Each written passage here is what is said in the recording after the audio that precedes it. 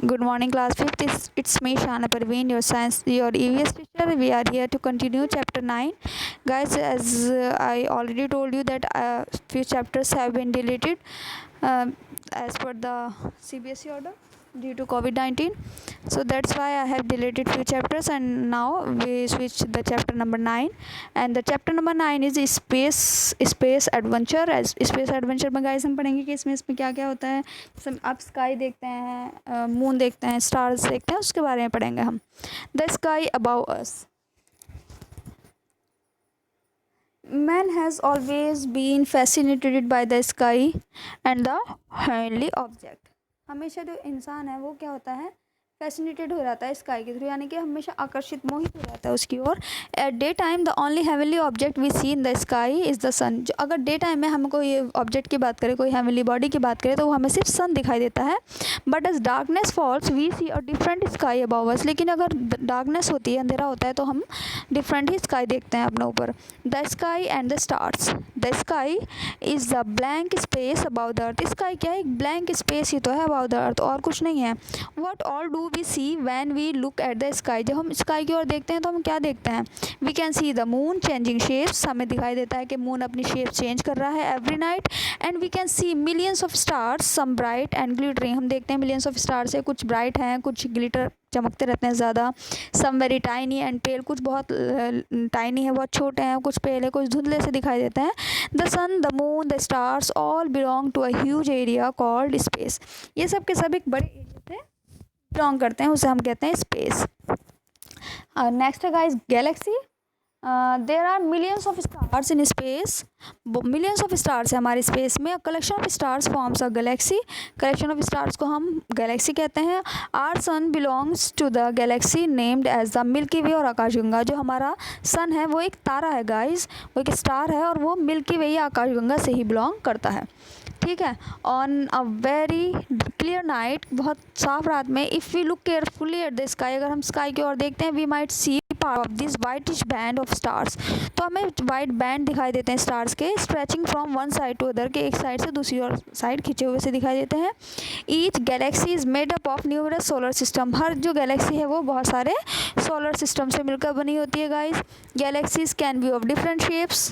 Galaxies के अलग अलग शेप्स हो सकती हैं, स्पायरल हो सकती है, इलेप्टिकल, इरेगुलर, ये सब। और जो हमारी गैलेक्सी है गाइस, यहाँ आप फोटो में देख सकते हैं, ये मिल्की वे है, और ये गाइस स्पाइरल शेप की गैलेक्सी होती है हमारी। ठीक है, दिखाई भी दे रहा है यहाँ आपको, ये स्पाइरल शेप है।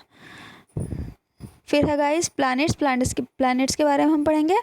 Planets are huge bodies in space. Space में जो ह्यूज बॉडीज़ होती हैं, बड़ी बॉडीज़ होती हैं, उन्हें हम प्लैनेट्स कहते हैं।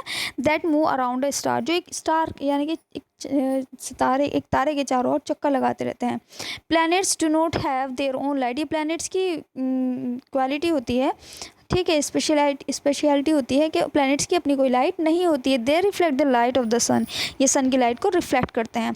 Our earth is a planet. हमारा अर्थ प्लैनेट है, उसकी अपनी कोई लाइट नहीं होती है। अलॉन्ग विथ 7 अदर प्लैनेट्स, और अदर 7 प्लैनेट्स के अलावा हमारा जो अर्थ है वो भी प्लैनेट है। इट मूव्स और ऑर्बिट अराउंड अ स्टार। ये एक स्टार यानी कि सूरज के चारों ओर चक्कर लगाते रहता है। दैट इज़ द सन। इन्होंने बोला है एक तारे के चारों ओर चक्कर लगाता है, और वो तारा क्या है गाइस? सन है। द 8 प्लैनेट्स आर, जो 8 प्लैनेट्स है वो कौन कौन से guys? Mercury, Venus, Earth, Mars, Jupiter, Saturn, Uranus and Neptune. और जो सन है guys, sun is the nearest star of the earth. अगर हम सबसे पास वाले स्टार की बात करें, हमारे पास वाला तारा कौन सा है? वो है गाइस सन। सैटेलाइट के बारे में पढ़ेंगे guys. The moon appears to be the brightest object in the night sky. अगर हम रात में देखते हैं, हमें सबसे चमकता हुआ जो दिखाई देता है वो मून दिखाई देता है। The moon looks bigger than all the stars. सभी स्टार से हमें जो बड़ा स्टार है, हमें कौन सा दिखाई देता है? मून दिखाई देता है उस स्टार के कंपैरिजन में। But it is actually much smaller than the star. But reality ये है कि ये स्टार से बहुत छोटा होता है।